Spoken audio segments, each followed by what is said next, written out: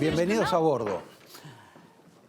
A un programa que va a empezar con el programa que terminó el lunes pasado. Porque el lunes pasado pusimos en la cola del programa un reportaje, un caso, diría yo, de censura, que ocurrió en otra época y que le ocurrió a Alberto Fernández. Lo sacaron del aire. Lo sacaron tan violentamente del aire que se ofendió el conductor del programa, que era Marcelo Longobardi. Pero lo curioso era que el canal respondía a Cristina de Kirchner. En general, nadie sabe por qué no se quiere recordar este episodio. Nosotros lo vamos a recordar por segunda vez, esta vez empezando el programa. Por favor, director. Me parece que vamos a asistir en las próximas horas a un acto político contra YPF, digamos, ¿no? Chubut. Sí, lo que pasa es que a mí me parece que también hay un punto donde nosotros tenemos que empezar a pensar que le pueden sacar todas las áreas a Panamerican, a YPF, a Repsol, a quien quieran, pero después, ¿quién se va a hacer cargo de eso? Claro. ¿Quién se va a hacer cargo de la exploración y de la explotación argentina con este antecedente? Yo no puedo exculpar a la presidenta de todo esto. No la puedo exculpar. La presidenta, cada vez que hay algo que no le gusta, se enoja con el emisor. Volviendo al razonamiento inicial, que no me quiero perder, es que de repente nos encontramos con...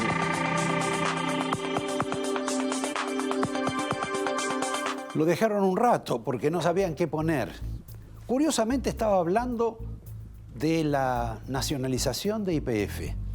YPF, empresa en la cual él, de un modo u otro, tenía algún grado de vínculo con la familia Eskenazi, y que Cristina, como ustedes saben, decidió nacionalizarla, expulsando a los españoles y cometiendo algún tipo de falla técnica, jurídica, que le va a costar a la Argentina la increíble suma de 3.000 millones de dólares una vez que concluya el juicio.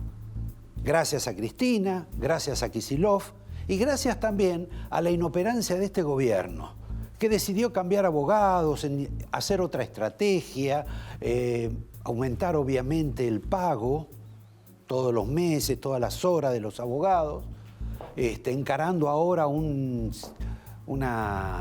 táctica diferente con la jueza de los Estados Unidos y que además se muerden con las palabras.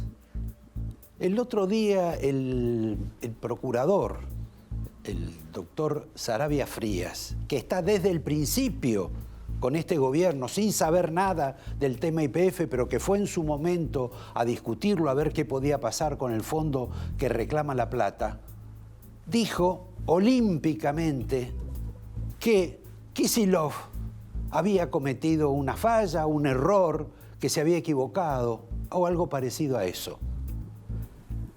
¿Qué les parece a ustedes que puede decidir un juez americano o una jueza norteamericana?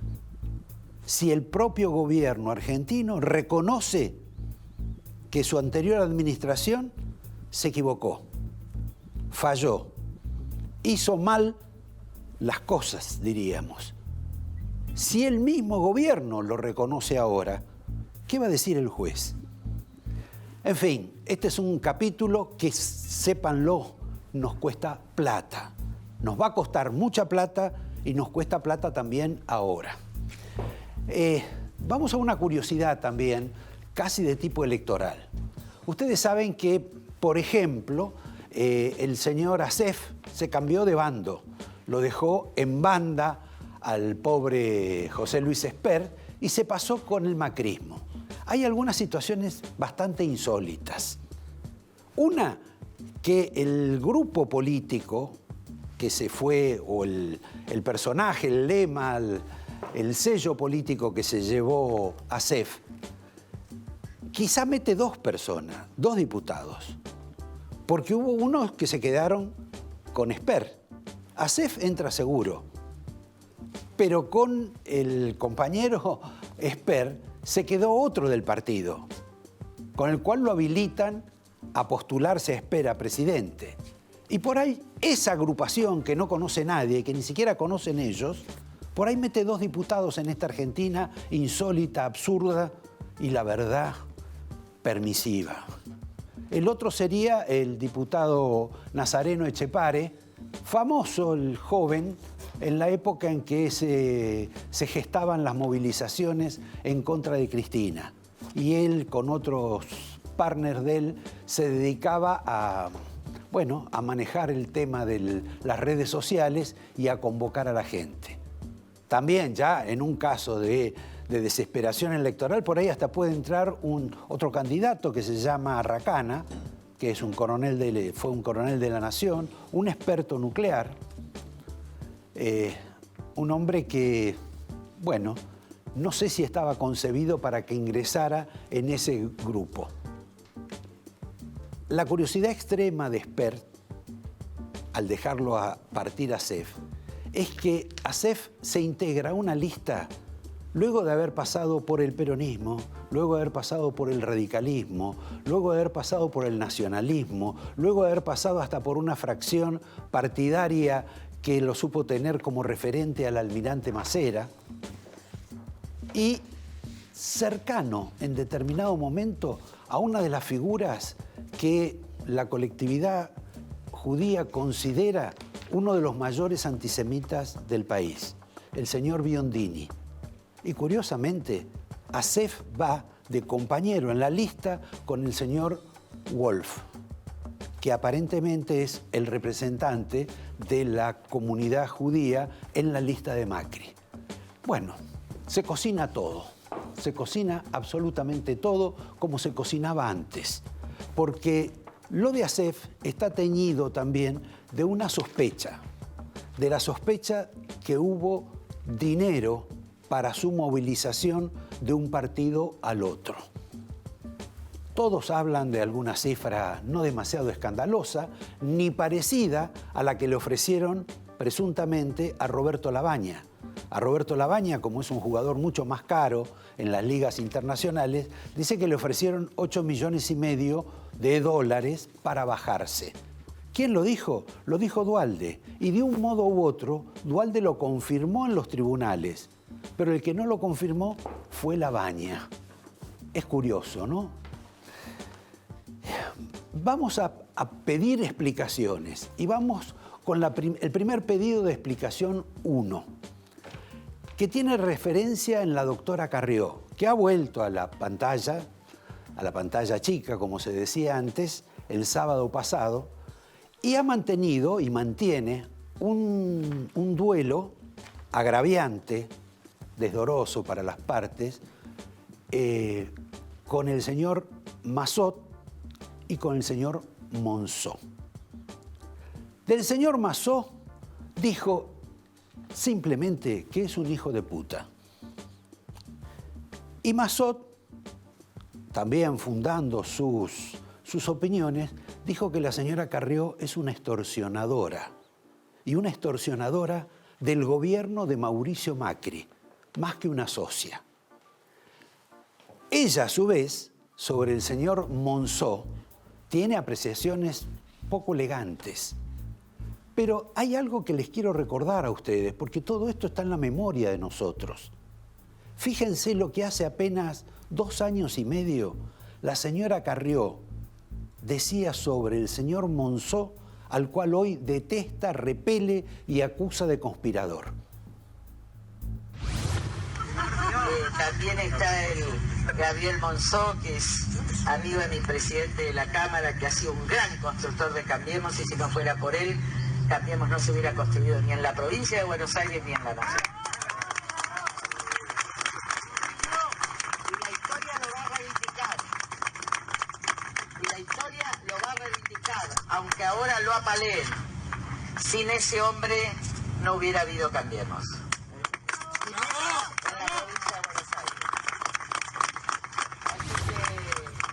Parece que cambió de opinión la doctora Carrió. Y con relación a la extorsión, obviamente el señor Massot no presentó ningún tipo de prueba. Pero lo cierto es que si ustedes ven cómo se ha conformado el juego electoral del oficialismo, los radicales casi no se han podido sacar mucho a lo que ya tenían dentro de la coalición, en materia de candidatos, de figuras en las listas. Se llevan más o menos lo que tenían. Tampoco ha modificado mucho Macri, salvo estas nuevas sociedades como la de ASEF. Pero Carrió, en general, tenía 3 diputados. Ahora va a tener posiblemente 15. Y por si todo esto fuera poco, el doctor Horacio Rodríguez Larreta le puso una frutilla a los obsequios a la señora Carrió y le permitió, la habilitó, para que nombrara un candidato en cada una de las comunas de la capital federal. Fue una sorpresa tan grande para la señora Carrió que no tenía ni siquiera algunos conocidos para poner en las listas. Y las listas se presentaron más tarde porque no las podía llenar. Es extraño, pero este tipo de explicación, este tipo de fenómeno de conspiraciones, de extorsiones y también de rufianes, merece algún otro tipo de trato en la vida política argentina. La señora Carrió, mientras tanto, como ustedes saben, estaba muy cercana de lo que es una craneoteca jurídica que tiene el presidente Macri, que le suele ir bastante mal en términos de éxito judicial con los magistrados. ¿Con quién se enfrenta? Bueno, se enfrenta con otras personas de la Corte y se enfrenta también con Angelici, quien ya se hartó de Carrió, porque Carrió también lo ha insultado varias veces a Angelici. Les cuento que Angelici va a las elecciones en Boca Juniors a fin de año, él no se puede presentar en diciembre, y después me parece que se va de la Argentina, por lo menos por un año, harto de Carrió, no sin antes, como corresponde a la vida política, dejando algunas figuras de su cercanía en las listas, porque acá nadie se retira sin llevarse algo. Por ejemplo, el señor Robela, que naturalmente está vinculado al juego en la provincia de Buenos Aires y al juego de la provincia de Buenos Aires con la doctora, la señora Vidal, que pasó de ser una de las mayores preferidas del Papa a no ser tan querida últimamente por sus favores al juego, sobre todo al juego en Internet, que ya está virtualmente habilitado. Me refería al Papa. Al Papa le queda un mes y días, para decir si viene o no viene a la Argentina, porque él tiene que dar ese anuncio antes de la realización de las PASO. Y las PASO son el 11 de agosto. O sea que antes de ese día el Papa va a tener que pronunciarse para decir, voy a ir a la Argentina, solo voy a pasar por 3 lugares. Por un lugar del litoral, por un lugar de la Patagonia y posiblemente por un lugar cercano a la frontera con Chile. Me detengo ahí por otra cuestión. Yo hablé del tema de la justicia. Es un tema delicadísimo porque la Argentina tiene a 2 candidatos a presidentes, a los que tienen más posibilidades, a los únicos que tienen posibilidades para ser justos, con una carga de causas judiciales impresionante. Sobre Cristina leemos todos los días. Pero ¿saben cuántas tiene Macri? 114. 114 causas judiciales. Se va a pasar su vida, sea presidente o no, yendo a tribunales, a visitar Comodoro Pi. Pero también tiene más de una docena de causas el jefe de gabinete. En total, el gobierno creo que tiene más de 40, con otros funcionarios. Ahora, este fenómeno produce una sensación de envidia en mucha de la gente que está cerca de Macri, porque esto también cuesta dinero. Supongo que dinero que debe pagar Macri, o que pagarán sus funcionarios. Y en general se lo tienen que pagar todos al mismo abogado, a un doctor Pérez Chada, que habilitó un estudio mucho más importante que el que tenía en la calle Arroyo, nada más que para llevar los casos del presidente Macri, sea o no reelegido. Lindo detalle, detalle sobre todo pecuniario. Con relación a los juicios, Si el kirchnerismo avanza, si el kirchnerismo llega a ser gobierno, no solo va a empujar las causas contra Macri, sino contra algunos de los empresarios más cercanos a Macri. Le doy dos nombres. Uno es Midling, el otro es Nicolás Caputo.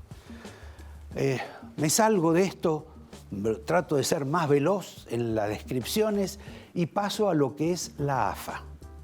La AFA en cualquier momento la intervienen. Y si la Argentina pierde mañana, denlo por hecho, sobre todo si pierde mal. Porque viene con algunos arrastres internos, con la vergüenza que hubo en el ascenso, con la vergüenza que hubo con los árbitros y quizá, esperemos que no, con la vergüenza del seleccionado nacional. El gobierno, mientras tanto, nos está preparando una sorpresa. Tiene un plan de 100 días para después de las elecciones. Si es un plan de gobierno, pensado, deliberado, ¿por qué no lo implementan antes?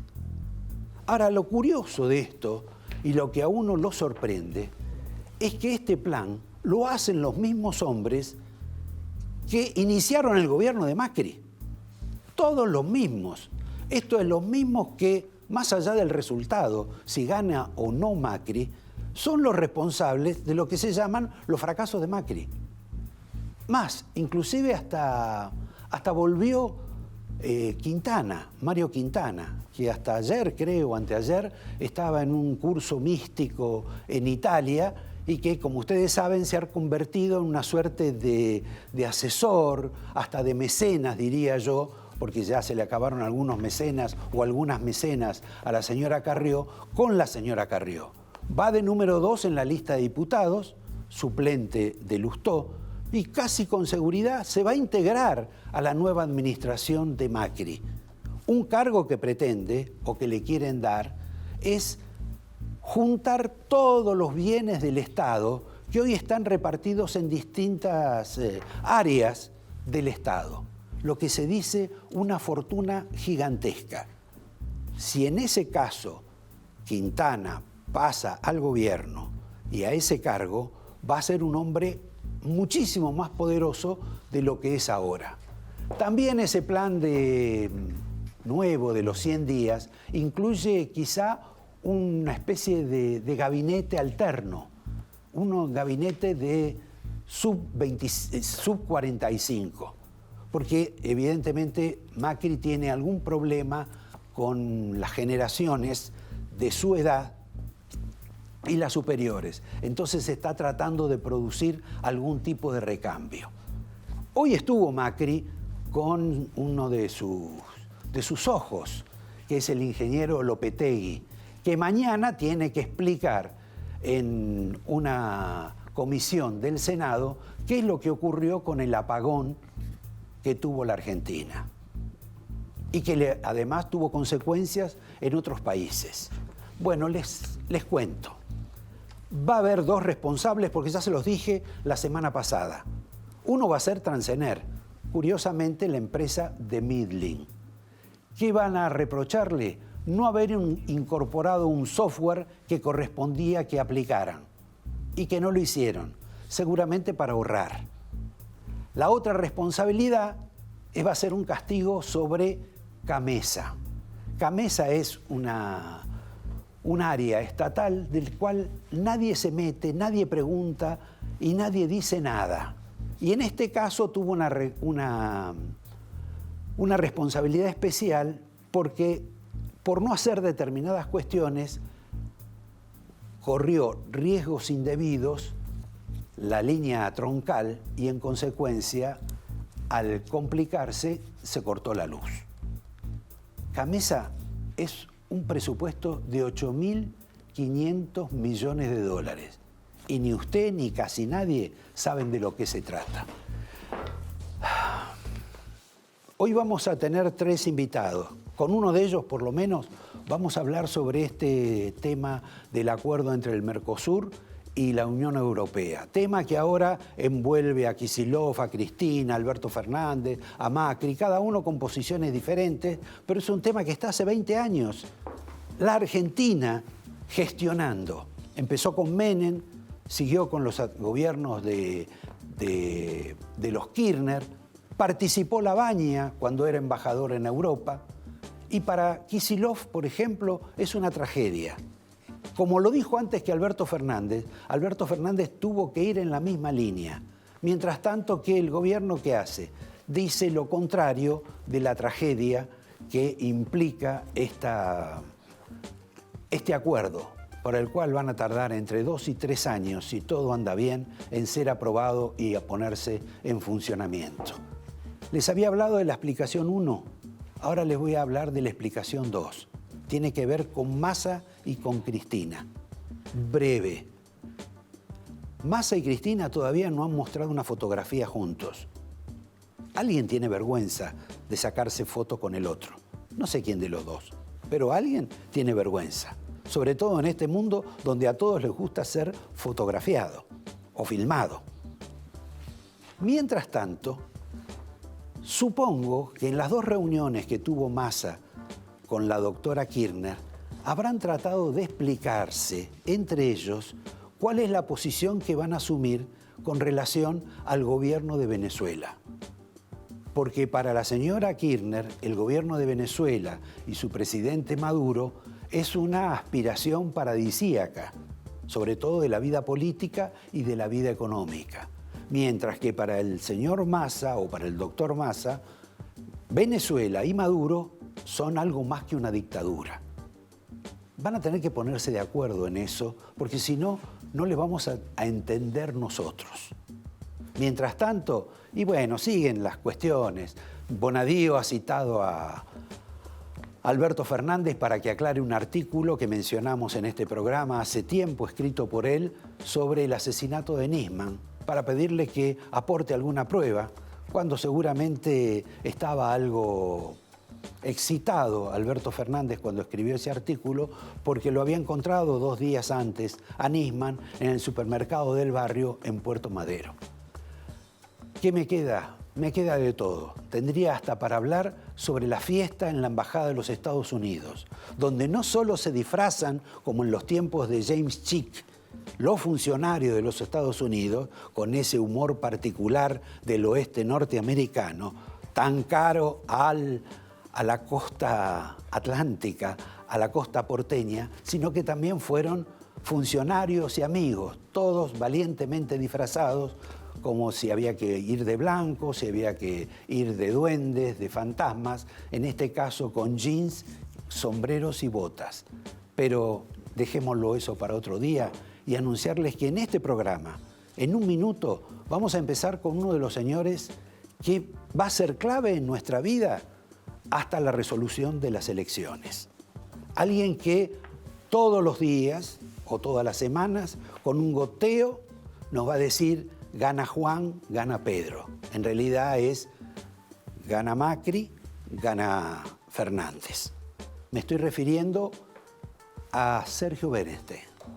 Pero con Sergio Berenstein no solo vamos a hablar de eso, porque eso es una pavada cotidiana que todos los días le sube o le baja el ánimo a los argentinos que piensan que algo va a cambiar en este país en alguna medida horrible que vivimos. El otro invitado es un señor periodista que se llama Jorge Fontevecchia, que para colmo hoy estrenó una radio, que hace programas que duran como 3 o 4 horas en un solo reportaje, larguísimos, pero que ha hecho de Celestina también en la vida política, porque lo juntó a Miguel Pichetto, quien decía que él iba a dar una patada en el traste al ecuatoriano Durán Barba, y lo juntó Fontevecchia a los dos, y esperemos que nos cuente no solo eso. Queremos rescatar otro tipo de opiniones de él, no solo sobre esa relación. Y por último, José Pepe Seabra Serrate, un economista con quien uno ha tenido una relación añeja y que es quizá uno de los más reputados en la Argentina, y al que le voy a pedir que me explique cómo es este negocio de los profesionales de la economía, de todos estos que en general uno conoce, de los cuales es amigo, pero que no pueden explicar que cada vez que ellos dicen que la situación está espantosa, que la Argentina se cae, inesperadamente la Argentina se va para arriba, por lo menos en el orden financiero. En un minuto empezamos con Sergio Berestein. Yo me dormí en el sofá, pero por suerte acá Sergio Berestein me avivó, me reavivó, porque acaba de publicar una encuesta donde ahora Macri le gana a Alberto Fernández 47-42. No, eso en realidad, sabes que generó un poquito de confusión, Roberto. Bueno, pero... fíjate, yo soy un confundido, tanto que me desperté. No. Buenas noches primero. La encuesta que hicimos con Eduardo D'Alessio en realidad apuntaba a preguntar a la gente quién pensaba que iba a ganar. Es un indicador interesante, en algunos países es un predictor del resultado. Claro. No quién vas a votar, sino quién pensás que vas a ganar. En Chile, por ejemplo, no falla. En Argentina falla todo, va a fallar esto también, seguramente. Como corresponde. Como corresponde. Pero 47% cree que va a ganar Macri. Aún gente que no lo va a votar piensa que va a ganar. Y 42% piensa que va a votar Alberto Fernández. Ahora, hay como una mejoría, digamos, en el estándar de Macri. Eso es cierto. Ahora, es una mejoría tan sorprendente de las últimas 15, 20 días, el último mes. Desde abril. Que si sigue así y tenemos un poco de paciencia, cuando llegue el momento va a ganar por el 100% del... ¿No? Porque no es lineal. Ah, ¿no es lineal? No necesariamente. Me pareció a mí, porque digo, ¿qué es lo que habrá tomado o qué es lo que le dará a la gente, anabólicos, de la buena, no sé, qué es lo que le da? No es buena, no hay droga buena. ¿No hay droga buena? No hay droga buena. Ah, es cierto, que me olvidaba que esa era tus otras especialidades. Sí, no hay droga buena. Todas drogas son malas. Vos ni fumás siquiera. No fumo. Por eso. Y alcohol tampoco. Poquitito. Ah, poquitito. Empezamos a descubrir. Si tenés vino, Sí, por supuesto, para después. Porque si no, en este programa... Ahora, ¿qué es lo que pasó? Que Macri, y esto terminamos con las encuestas, hace menos de 2 meses se conoció esa encuesta, creo que era de Isonomía, en la cual perdía por casi 9 puntos. Y la Argentina, el mundo económico de la Argentina se vino abajo, para que ahora esté de repente empardado o superando a Cristina.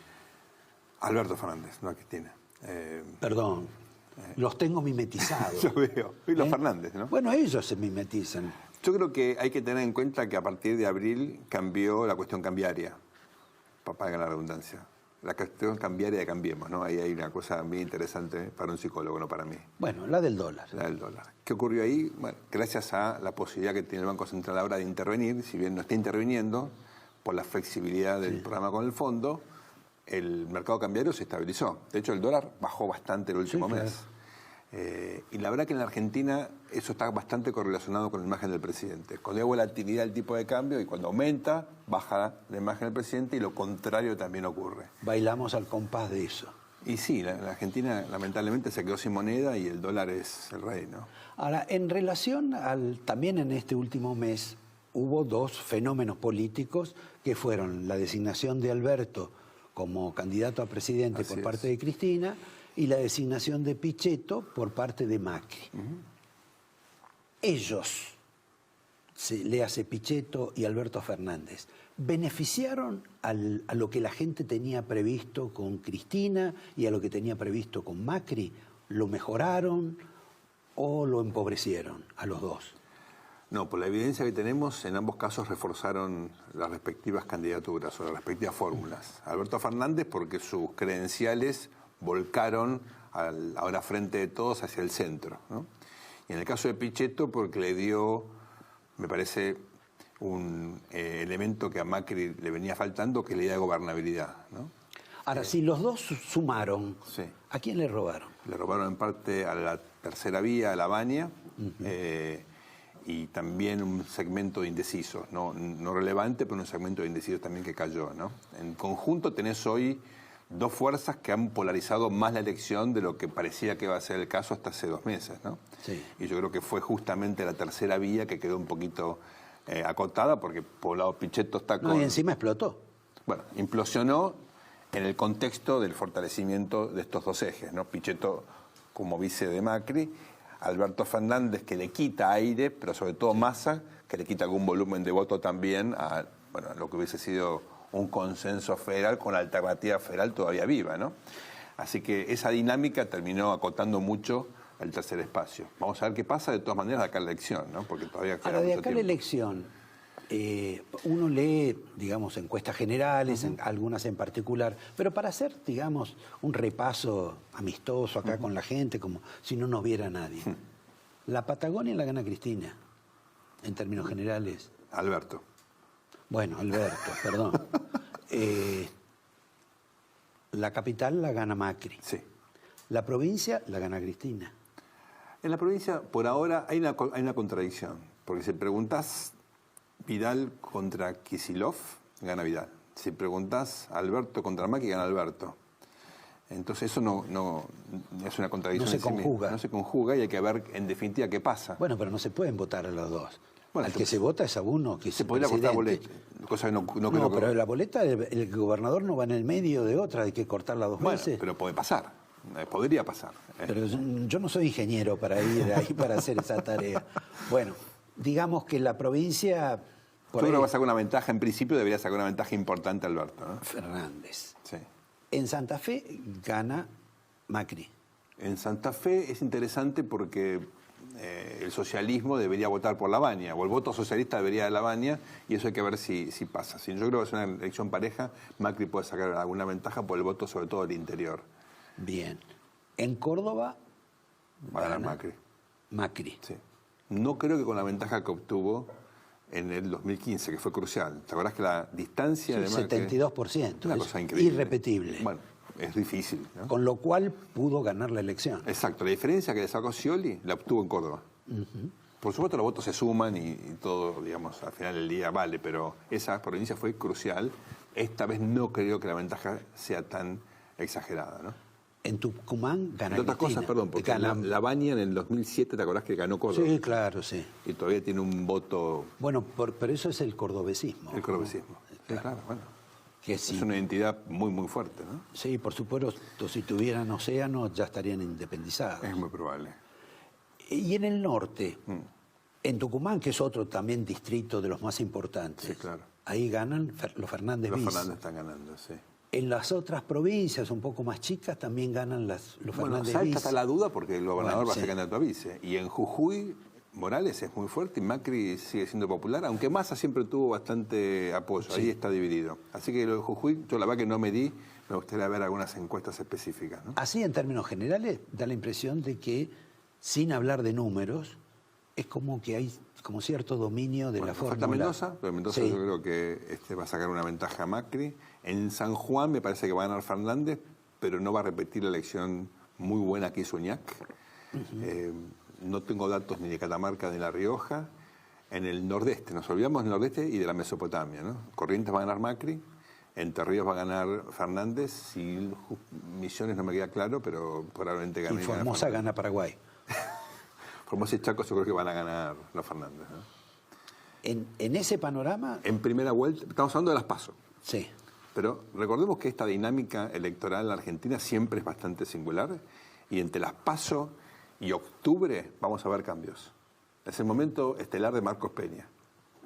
Acordate. Es que va a poner los blindados en algún lugar para bombardear a algunos. No hace falta eso. No, ¿No hace falta? Esperemos que no. Si comparas los resultados de, en esa época Cambiemos, tanto en el 2015 como en el 2017, entre las primarias de agosto y las elecciones de octubre, siempre una diferencia a favor en octubre. Es decir, aumenta la cantidad de votos a favor de Cambiemos entre una elección a otra. En parte porque vota más gente, hay que decirlo. Sobre todo el voto optativo de la gente mayor, que es donde tiene Macri más apoyo. Bueno, la gente que, digamos, el voto optativo va a votar en octubre y no O va a sea votar. que los jóvenes votan a los Fernández y los veteranos votan No, a... te sorprendería. Hay muchos jóvenes que votan a Espert. Espert tiene ahí entre los jóvenes un núcleo mayor apoyo que en otros segmentos etarios. Pero claramente... ¿A veces es un fenómeno del puerto o es un fenómeno general? No, es un fenómeno sobre todo de las clases medias urbanas. La verdad que no me queda tan claro en el interior, no tengo tantos datos, pero en las clases medias urbanas se está dando, ¿no? Hay como pequeña moda que vos y yo nos acordamos en la época del Sogaray. Se había dado algo No era una parecido. moda. en los 80, ¿verdad? Sí, pero no era una moda. No era una moda, pero bueno, el liberalismo no era tan común en esa época. Bueno, un poco en los países sajones, pero tampoco con tanta efervescencia como fue la UCD acá. Sí, ¿no? sí. Incluso pago en las universidades. ¿Vos qué ves los manejos que se han hecho en materia de tipo electoral? ¿Cómo es este fenómeno que ocurrió que Carrió saca tanto para sí misma dentro de la coalición gobernante? Esto es, en lugar de 3 diputados va a tener 15, va a tener, por ejemplo, un comunero en cada barrio de la ciudad, designado por Rodríguez Larreta, y cómo de pronto otros integrantes de la coalición, como los radicales, no pueden sacar nada. Bueno, los radicales mantuvieron su espacio. Bueno. No ganaron espacio en todo caso. Exacto. Ahora, ¿cuál es la razón que se le concedió por parte de Macri, que no es precisamente una persona generosa, tanto a la señora Carrió? Estás mal hoy, ¿eh? No. A ver, yo creo que Carrió hizo una negociación muy inteligente. Me parece que la coalición gobernante la premió con en todo caso, el apoyo al presidente en situaciones críticas, con también... que también provocó ella. Algunas y otras no, ¿eh? No, por supuesto. Y yo creo que, por ejemplo, su amplitud ante la incorporación de Pichetto, amplitud ideológica, ¿no? No fue menor. Carrió se disciplinó muchísimo. Bueno, ya le habían dado 12 diputados. Bueno, también, pero... Digamos, una persona que es voraz, cuando te dan tantos postres juntos, me parece que te tranquilizás. No como postre, así que bueno. Eso me supera. Pero es cierto que ella obtuvo un porcentaje de poder importante en una negociación donde la coalición, me parece, está fortaleciendo algunos de sus principios, ¿no? Esta fue una coalición electoral, nunca una coalición de gobierno. Me parece que ahora va a funcionar como coalición de gobierno y creo que el rol de Carrió estos años fue muy importante, sobre todo no solamente por no romper, sino básicamente por bancar en momentos complicados, ¿no? Ahora, en ese juego de Carrió, y que a mi juicio inesperado, que ha sacado tanto, no estaba contemplado que ella... porque ella lo que ha servido también es para dividir parte de la coalición con este episodio de Monzó, Massó y los peronistas que se agregan. Porque vos me decís, no, se puso muy contenta con el ingreso de Pichetto, pero me parece que no está tan contenta con Santilli ni con Ritondo, y además ha tratado de desplazar y los desplazó. De hecho, a Monzó y a Massó, que por otra parte tuvieron mucho que ver en aquella diferencia de votos en Córdoba que le permitió ganar a Macri. Eso es cierto. No solamente en Córdoba, también en la provincia de Buenos Aires, sí. El armado de Monzó fue fundamental. Mira, yo creo que no solamente Carrió en todo caso tenía diferencias con Monzó y con Massot, había otros segmentos de la coalición de gobierno que también tenían... Todo esto es por lo que suponen que fue una tradición de Monzó, una conspiración para que Macri no se presente cuando estaba muy debilitado y que pensaron que era mejor poner a otra figura, en el caso a María Eugenia Vidal. Esa es la razón de todo. O sea, es que me pierdo en la razón final. Yo creo que no te perdés nada. No, lo único que no te voy a permitir que me engañes acá. No, te juro que tengo información contradictoria al respecto. Puede ser ese el motivo, pero pueden ser otros, incluso más viejos, otras disputas de antaño que quedaron ahí irresueltas, un desgaste durante mucho tiempo. En fin, acá hay claramente una visión en el gobierno donde su politización no incluye amnistías a ciertos factores de poder que estaban ya con un desgaste en el vínculo personal con algunos actores fundamentales de la coalición, ¿no? Pero igual, déjame decirte algo, no hay gobierno que uno analice que no tenga disputas de estas características. O sea, podemos hablar de esto, pero conceptualmente sería raro que no existieran. No, por supuesto, es la naturaleza del poder. Exactamente, tampoco me parece tan grave, ¿no? Ahora, Sergio, en estos días hubo como una especie de cambio, ¿no? Sobre una particularidad que hay también, que tiene que ver con la cuestión electoral, que no es solo si son peronistas, radicales, de Carrió, lo que sea, que son los que expresan otro tipo de deseo, de reivindicación, como puede ser el tema de la cuestión del aborto. Esto es, Macri en alguna medida jugaba a favor de los pañuelos celestes, de los pañuelos verdes, pero no le creían. Y Cristina, que jugaba a favor de los no jugaba a favor de los partidos celestes, pero nadie le creía que no estaba con los verdes. ¿Son tan determinantes en las elecciones este tema de los verdes y los celestes? En los jóvenes sí. Te diría que sobre todo en las chicas jóvenes es un factor fundamental, en muchos varones también. No es un tema cuya importancia sea homogénea en todas las edades, en todos los grupos de edad, pero en los jóvenes es fundamental. Eso, el movimiento, por ejemplo, de violencia de género, esas son las cuestiones que más movilizan a los jóvenes, ¿no? Y el gobierno, yo creo que... ¿Y van a votar por eso? En muchos casos no te quepa ninguna duda. El gobierno que tuvo, me parece, ¿no?, la valentía de promover este debate, o por lo menos no vetarlo, como pasó con Cristina, que no quería saber de nada, no logró capitalizarlo. No sé si era la intención capitalizarlo políticamente, pero claramente no lo logró, en parte porque hay contradicciones internas. Claro, Macri, todos la tienen, todas las tenemos. Bueno, por supuesto, pero digamos, en el caso de Cambiemos, o ahora Juntos por el Cambio, hay sectores claramente pro aborto y sectores claramente antiaborto, en la misma lista. Lo cual no me parece mal, ¿eh? En una coalición tan amplia es natural que existan esta clase de tensiones. Te quería hacer una pregunta final, ¿no? La cámpora, ya ahora cuarentones casi todos, van a decidir... Lo decimos con envidia vos y yo eso, ¿no? Sí, por supuesto.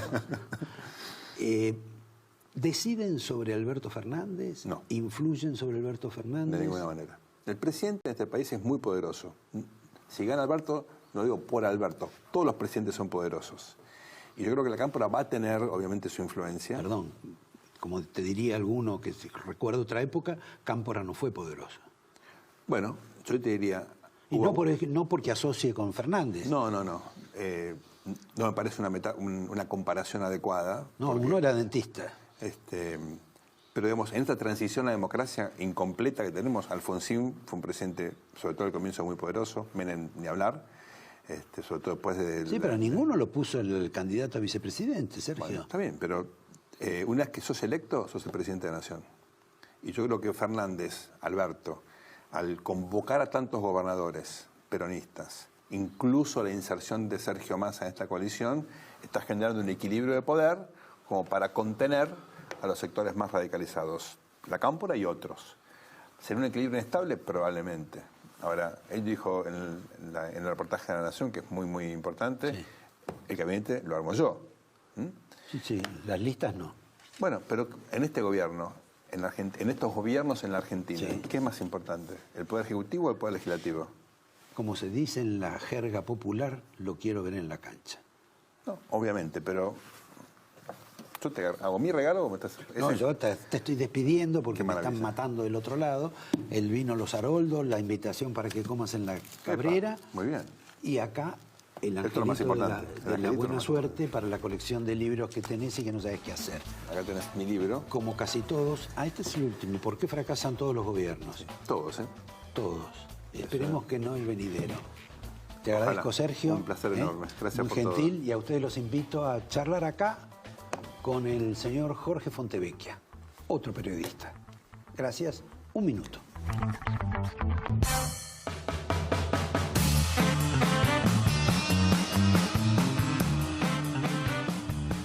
Con este señor no vamos a hacer un reportaje como los que hace él, que duran 4 horas, y no porque él no valga la pena, ni tampoco vamos a hablar mucho sobre la radio que inauguraste hoy. Hoy sí.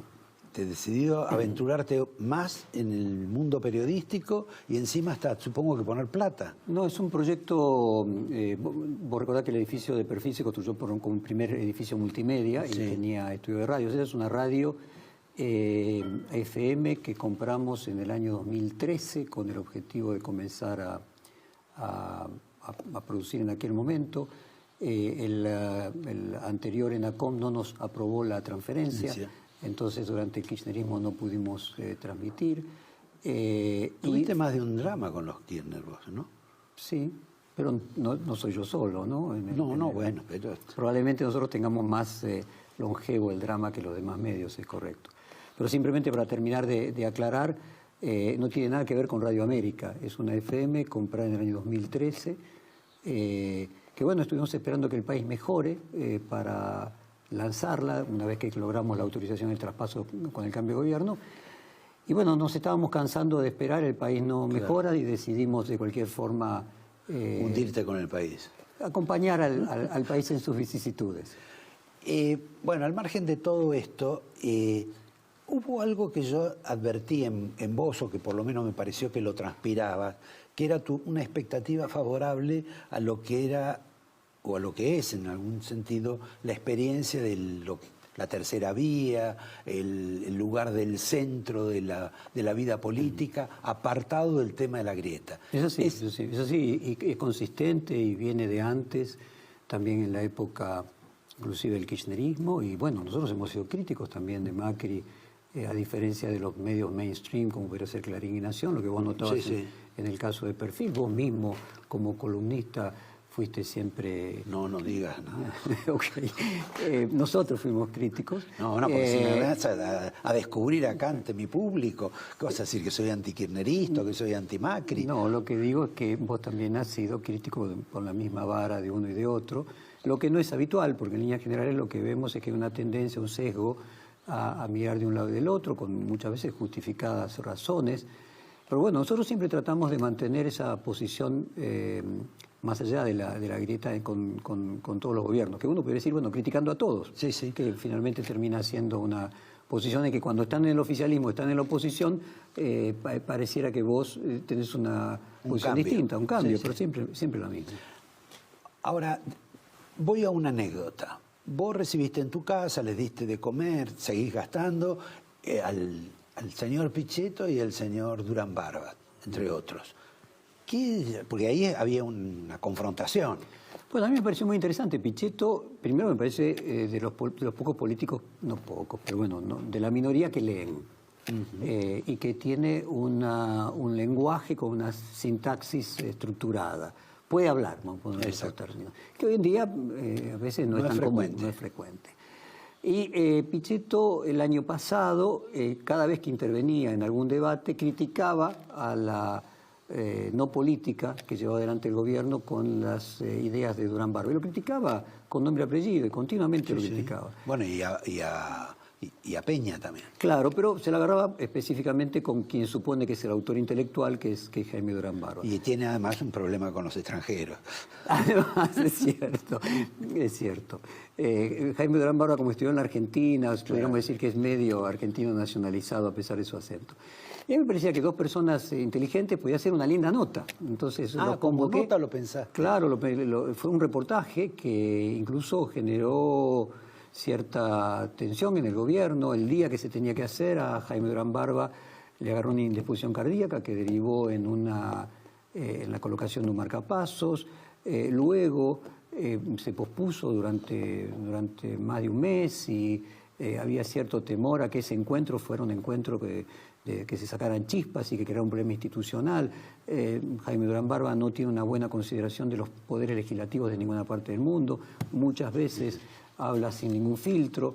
Y a mí me parecía que no, que eran personas que iban a encontrarse, que tenían lecturas similares y que tenían diferencias, pero compartían algo en conjunto, más importante que era la lectura, y que la lectura genera clubes mucho más fuertes que la ideología. ¿Qué es lo que sucedió? Y inmediatamente se produjo, no sé si la palabra es enamoramiento, pero una actitud de repente, en el medio del reportaje, un reportaje como eso que yo hago, que duran 3 horas, donde la gente tiene tiempo de enamorarse también. Sí. No, en fin. Y otras cosas. Dos candidatos con tantos problemas judiciales como son hoy la doctora Kirchner y el señor Macri. Esto no es común en el mundo, ¿verdad? Bueno, en los países en vía de desarrollo sí, ¿no? O sea, si vos agarrás, Perú tiene todos los presidentes presos. No aspiran a hacerlo de vuelta. A eso me refiero. Bueno, de hecho, en el caso de Fujimori, hubo un intento y lo descalificaron. En el caso de Brasil, Lula intentó y no pudo por ficha limpa.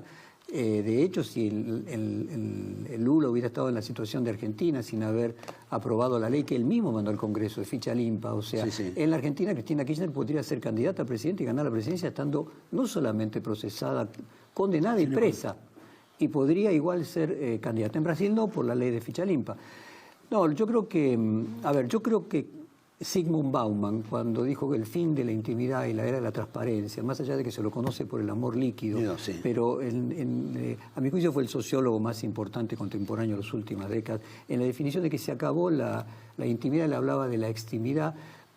Continuamente tenemos, no sé, 6.000 cámaras por ciudad que nos están filmando, la cantidad, Wikileaks, por ejemplo, vos tenés en cuenta que hoy en día en un pendrive vos te llevas toda la biblioteca de Alejandría. El anterior caso equivalente de gran éxito periodístico fueron los papeles del Pentágono. Sí. Los papeles del Pentágono fueron el resultado que se inventó la fotocopiadora. Entonces, los generales de Estados Unidos, hasta que se inventó la fotocopiadora, escribían informes como si fueran a quedar guardados en el Pentágono y nadie los fuera a sacar, hasta que se inventó la fotocopiadora. Hoy, la fotocopiadora al paroxismo, no hay forma de que ninguna situación oscura de ningún político no termine saliendo a la luz en cualquier momento. Entonces, bueno, tendrán que adecuarse. Ahora, lo curioso es que las dos máximas figuras tienen tantos problemas judiciales, porque los de Cristina los vemos todos los días, pero estaba viendo que ya están habilitadas o en tratamiento 114 causas para Macri. Esto es la gente ni común, ni con expectativa, ni con renombre o no renombre, ni siquiera creo que los delincuentes más reconocidos tienen tantas causas. Bueno, eso también habla de que hay otro problema allí, no simplemente de que haya justificada sospecha de que los delitos por el que se los acusa justifica que haya causa. Me parece también que se utiliza a la justicia como una herramienta, claro, y que en el caso de Macri obviamente va a cosecharás tu siembra, quien a hierro mata, a hierro muere, o sea, va a recibir sin ninguna duda el embate judicial del kirchnerismo. Bueno, también lo tuvimos en la época de Cavallo. También, pero hay un increscendo. Creo que Cavallo todavía sigue con algunos pero hay un increscendo, o sea, Cavallo, Menem tenían dos, tres causas, hay un increscendo. Dicho sea de paso, esto también lo inventó Menem en un punto, Editorial Perfil tuvo 30 juicios de Menem, sus familiares y sus ministros, 30.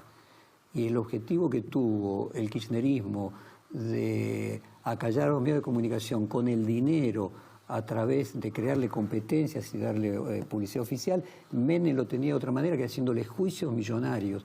Bueno, de hecho nosotros ganamos el juicio en el Tribunal de San José de Costa Rica, en uno de los tantos juicios millonarios de Menem por el reconocimiento de la paternidad de un hijo que después él terminó reconociendo. Sí. ¿No se te ocurrió darle una tapa en tu revista Noticias, por ejemplo, al abogado de Macri que concentra tal cantidad de causas y de Macri y de varios funcionarios del gobierno y que la gente en general no lo conoce?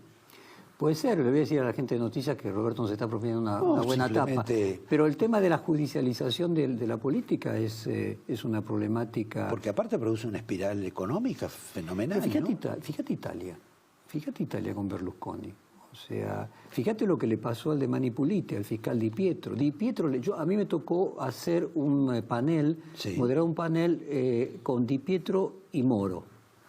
Y Di Pietro le dijo a Sergio Moro, vos vas a dedicar los próximos años de tu vida a pasear por los tribunales por haber hecho lo que hiciste con los políticos. Te va a pasar lo mismo que a mí. Después del Manipulite, el que va a ir a recorrer los tribunales sos vos. Es decir, evidentemente hay una advertencia a Bonadío. Bueno, depende de la edad también, ¿no? Claro. Porque me parece que hay una diferencia y la edad de la salud. O sea, tanto Di Pietro fue fiscal muy joven como Moro también muy joven. Es decir, me parece que probablemente no sea la situación de Bonadío, porque probablemente hay que esperar que haya un cambio político y probablemente... Bonadío ya tiene la jubilación. Claro, pero me refiero también en la cantidad de años, cuán longevo vas a ser, no solamente en tu función, sino en tu vida, ¿no? Sí. Pasados los 70 años, en líneas generales, no hay ningún problema de condenas a cumplir en la casa. Entonces, son situaciones distintas, ¿no? Salvo que sea militar. Vos, de un modo u otro, le diste un espacio que no le dieron otros al compañero Labaña.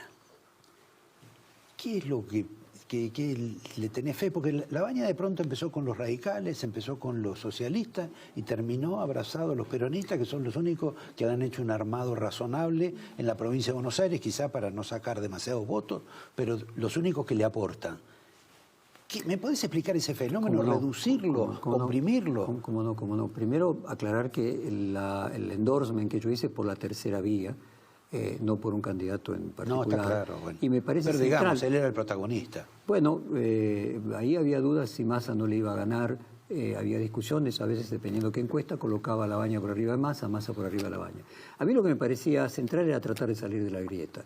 Me parece que es un problema que vos te encuentres con que un candidato termina sacando el 51 o 52%, el otro 49 y 48%, y luego tenés un país ingobernable después del diciembre, un triunfo pírrico. A veces me da en broma, digo que los asesores ganan el bonus por la segunda vuelta, pero la gobernabilidad se hace en la primera vuelta, que es cuando vos construís el legislativo. Es decir, yo tengo una valoración del legislativo probablemente idealista. Te escuchaba con Sergio en el bloque anterior. Sí. A mí me parece que tendría que ser importante que el legislativo vaya creciendo su protagonismo. Vos tenías razón respecto de que en el pasado los legislativos no han tenido ningún protagonismo. En otro tipo de democracia, más a la europea, los legislativos tienen un poco más de importancia. E incluso en Estados Unidos, sí, con un régimen presidencialista, e incluso en Brasil también con un régimen presidencialista. Probablemente no lo tuvieron en el pasado en la Argentina por el enorme protagonismo que tenía el peronismo, que finalmente gobernaba generalmente con mayorías en las cámaras. Probablemente, como los partidos se están desintegrando, es probable que en el futuro los legislativos pasen a tener más peso. A mí me parece que el hecho de, como vos le decías a Sergio, el hecho de que el kirchnerismo se haya asegurado en sus listas una cantidad de legisladores más seguros en cualquier circunstancia, habrá que ver si, como decía Sergio, el presidente, por el solo hecho de ser presidente y tener la lapicera, se logra sobreponerse. Sí, sobre todo en un sistema legislativo donde lo que hay son familias, porque ya cada vez, porque siempre se dijo que el primer congreso, después de haber sucedido a las militares, no era un gran congreso por... No existía experiencias anteriores. Exacto. Fue el mejor congreso. Desde entonces a la época hemos tenido congresos horribles, cámaras horribles, y además están integradas por todo un sistema de parientes, de primo, de tía, de sobrino, de amante, de no amante, de amante masculino, de amante femenino. Es algo increíble y todos reconocen un ejercicio del nepotismo como nunca se ha visto. Sí, y podríamos decir que no solamente es un fenómeno argentino, ¿no? Vos viste cuando, por ejemplo, se votó el impeachment de Dilma en Brasil y cada uno de los diputados que los transmitió en directo iba y justificaba su voto, realmente era de Macondo. Realmente los diputados argentinos parecían noruegos al lado de los brasileños. Y en Estados Unidos uno ve también que hay un proceso de decadencia, yo diría que es algo más del orden de lo cognitivo. Me parece que hay una relación respecto de ideas profundas, de textos largos, donde cada generación ha ido simplificando, para decir de alguna manera. Entonces los debates, la oralidad no tiene la misma teatralidad que tenía en el pasado. Pero lo que se busca es obediencia. Bueno, esencialmente, a ver, si no hay partidos políticos, si los partidos políticos van perdiendo fuerza, ¿cuál es la forma de garantizarse continuidad que tiene un líder? Si un líder está contenido dentro de un partido político, puede correrse, no participar en estas elecciones, sabiendo de que hay una idea que está representada por una organización que lo sostiene. Al no haber una organización que lo sostiene, bueno, lo que necesita es legisladores que le respondan. Entonces la fidelidad hoy pasa a tener la importancia que antes tenía las ideas. Antes, la tranquilidad que tenía un líder es que compartía una afinidad de ideas con determinados seguidores. Como hoy las ideas no existen, ¿cuál es la afinidad? El principio de cohesión.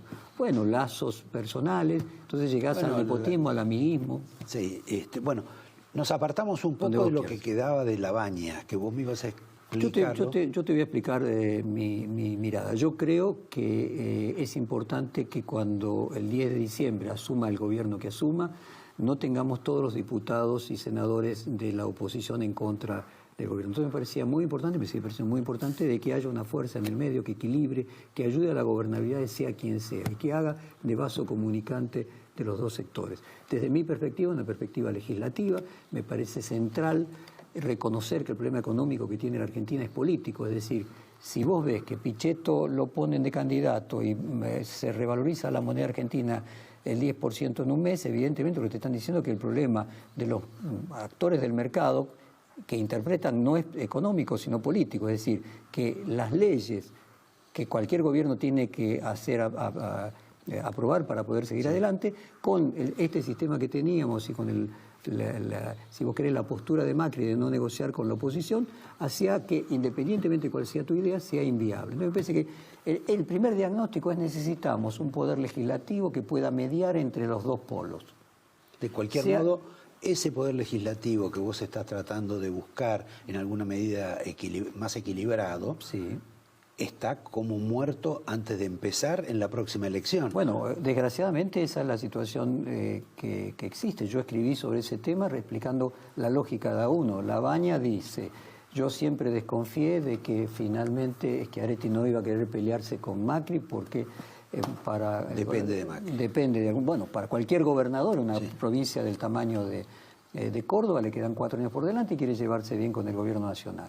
Entonces, Labaña dice: yo siempre pensé que Schiaretti no nos iba a apoyar, siempre pensé de que Massa se iba a ir con Cristina Kirchner y que Alternativa Federal no existió. Esto es como el caso del paranoico que dice: uy, ese que viene ahí me va a pegar por las dudas antes de que me pegue. Yo le pego para defenderme, le pego, el señor, obviamente yo le pego, me responde y digo: ve que me quería pegar. Bueno, lo último que vos querías decir era que Labaña era paranoico. No, yo digo que Labaña, como todos los políticos, tiene un sesgo paranoico. No hay político que no tenga un sesgo paranoico, no hay político que no piense desde el punto de vista de construcciones y abstracciones que son un mundo en sí mismo, y por lo tanto crean escenarios y hacen contrafáctica. Por el otro lado, Massa viene y dice: bueno, si finalmente la tercera vía va a obtener solamente 15%, mi proyecto no es legislativo, yo desaparezco, no voy a tener estructura, necesito mantenerme para el 2023, en el 2019, por tanto voy a ir con aquel que me dé más diputados, más concejales, más intendentes, y en ese contexto, si el kirchnerismo va a sacar en la primera vuelta entre, no sé, 30 y 45%, y la tercera vía iba a sacar entre 15 y 20%, me quedo con los otros. Cada uno, lo que se dice, como diría Macri, una ventajita. Cada uno tomó su decisión maximizando su beneficio. Bueno, acá yo saco, porque te voy a apabullar. Hablando de libros, te traje 5. Bueno, ustedes se quejan de que los reportajes son largos. Miren los libros, lo gordos que son. Pero es muy americano esto. Menos de 600 páginas no se vende. Acá están los 5, los dos con... Dos con reportajes, ensayos. Hay uno, si vos querés, de filosofía. Para ustedes, porque yo algunos ya los tengo. En un minuto los espero, después de despedirle, de darle el vino, de darle la invitación a la Cabrera, de darle el angelito para tantos libros. En un minuto venimos con José Sciaba Serrate. Les sugiero que pongan atención a lo que va a decir en materia económica. Vale la pena. Gracias, Jorge. Gracias, Roberto.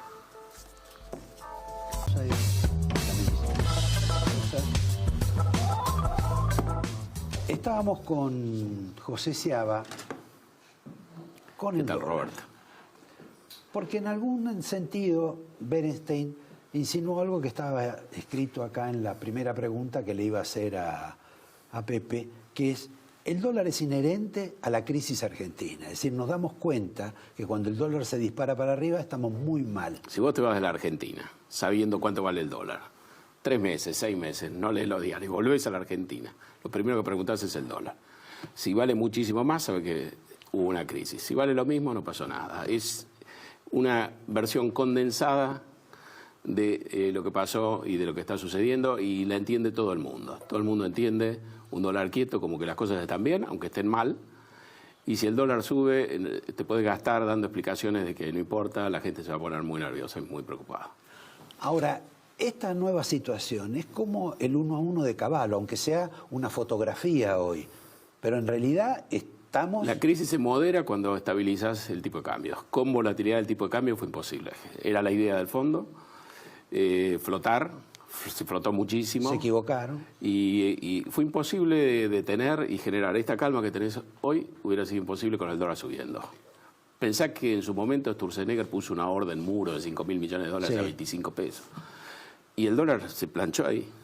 Lo que pasa es que el fondo no te iba a hacer un programa de esta dimensión con un tipo de cambio fijo, sobre todo a esos niveles de déficit de cuenta corriente. Bien. Lo ha aceptado ahora, después de esa famosa encuesta de isonomía, bien, que para mí ha hecho maravillas para lo que es la campaña del gobierno. Esa que dijo que ganaba Cristina. Esos 9 puntos, esa semana generaron una semana negra para el dólar, pero ese fin de semana el fondo aceptó que la Argentina pudiera intervenir sin esperar llegar al techo de la banda. Y ahí cambió la cosa sin necesidad de tener que intervenir, porque basta saber. Bueno, eso por ahora.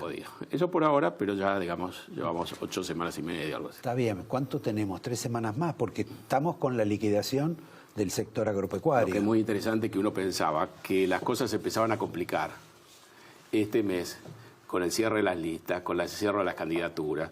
Íbamos a saber si Cristina iba a ser candidata o no. Entonces esas cosas sucedieron, pero ya en un manto de calma. Y la verdad que si llegamos a las PASO, me parece a mí, con una diferencia, leyendo los resultados de las PASO, no muy importante a favor de Cristina, hasta uno podría decir el pico de la agonía a lo mejor se puede adelantar, porque la impresión que uno tiene es que hemos corrido todas las fechas muy rápidamente, y si no hay una ventaja muy grande de Cristina, los mercados van a empezar a apostar todavía más fuerte que lo que están haciendo ahora a favor de que esto finalmente termina, como decía Borenstein, con un triunfo de Macri. Y por ahí Cristina no asusta tanto como imaginamos los propios argentinos. Te diría que difícil, y difícil a medida que te acerques al momento de poner el voto. Soy muy cándido yo. No, pero digamos, efectivamente yo creo que después de haber visto 12 años de kirchnerismo, de ver algunos raptos pequeños cuando dicen que van a revisar los fallos, etcétera, yo creo que la gente estaría muy incómoda a la hora de votar. A lo mejor no se nota tanto ahora, creo que la fórmula Fernández calmó bastante las aguas, bueno, eso... pero como vos decías... uno quiere ver en la cancha, y la verdad que uno preferiría no tener que ver en la cancha qué tipo de arreglo hay entre el presidente y la vicepresidenta. Ver en la cancha, porque también estamos viendo en la cancha lo que han sido estos muchachos. No, seguro. Como dijo Durán Barba, con toda franqueza, se vota el mal menor. El mal menor. Ahora, volviendo al esquema, por decir algo, un ejemplo que no es correcto, pero digamos, al tipo de cambio fijo de Cavallo, del 1 a 1, cuando se ejecutó eso, automáticamente, en términos generales, la inflación se bajó de un saque. Acá no la pueden bajar ni en broma, y mucho menos ahora que Sturzenegger dice que va a ser de 1 punto en diciembre. Yo creí que podía llegar a 1 punto. Ahora, cuando lo dice Sturzenegger, ya es como que no le creo al pobre Federico, ¿no? Yo creo que están moderándose ahora, pero efectivamente, con un mejor programa económico y con un ajuste más en serio y a fondo, sin financiar al Tesoro y todo lo demás, duplicamos la tasa de inflación desde fines del año pasado, más o menos, hasta ahora. Creo que hay que perseverar por este camino, pero claramente las expectativas se rompieron y las expectativas de inflación se desbordaron, y quizá el manejo de las paritarias para tener un mejor resultado en la elección complique más la cosa. Pero la solución pasa por donde se está yendo. Hay que achicar el déficit, que es lo que está sucediendo, no se financia al Tesoro, hay un ajuste monetario muy importante. Y además también se está ajustando las cuentas externas, y yo creo que lo decisivo va a ser el resultado electoral, que fue, digamos, a lo largo de toda esta crisis, el elemento que estaba en el trasfondo generando la mayor preocupación. Ahora, Pepe, a vos la nueva camada de economistas que acompaña a los Fernández, digo, de pronto un veterano como Nielsen, pero después estos otros jóvenes como Álvarez Agís o Culfas, ¿qué te promueven?